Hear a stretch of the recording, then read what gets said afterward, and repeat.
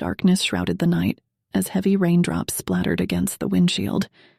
The windshield wipers struggled to keep up with the downpour, and I clung to the steering wheel, my knuckles white.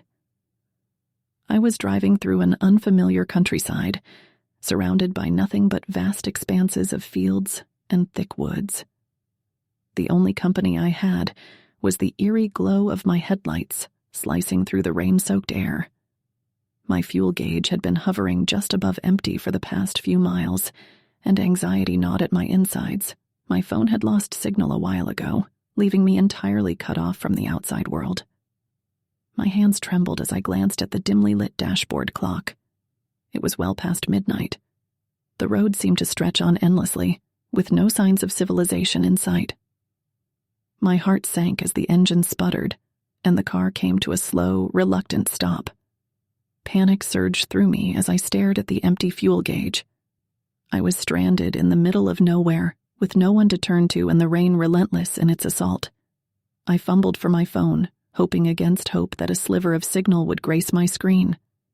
But the phone remained stubbornly blank, mocking me with its lifeless glow.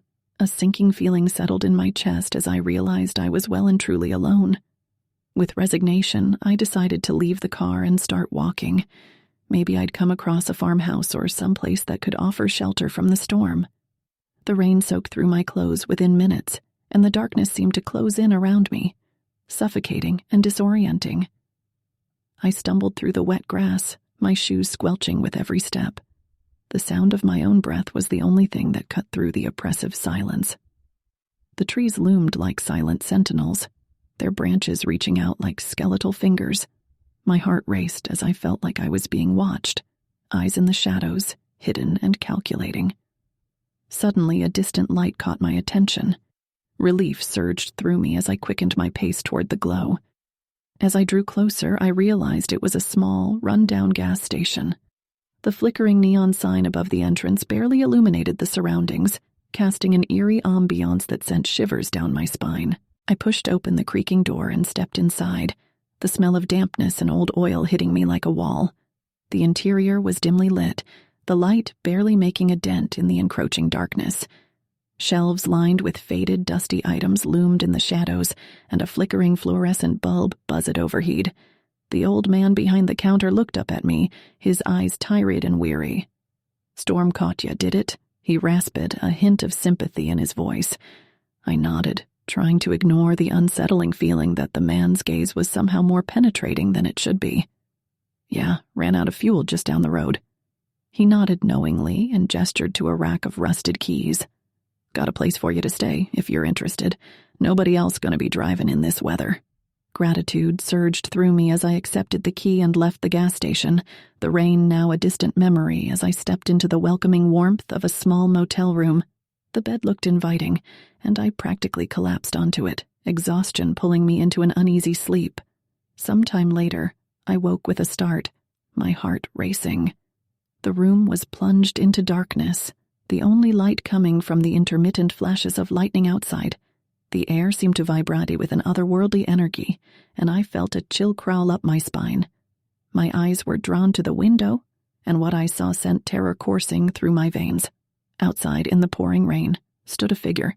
Its eyes glowed with an unnatural light, and its pale, gaunt face was twisted into a sinister smile. My breath caught in my throat as I realized it was the same old man from the gas station. A knock echoed through the room, and I felt a wave of dread wash over me. The voice that followed was a whisper that seemed to come from all directions, a chilling invitation that I couldn't escape. "Out of fuel, are we? Don't worry, I can help."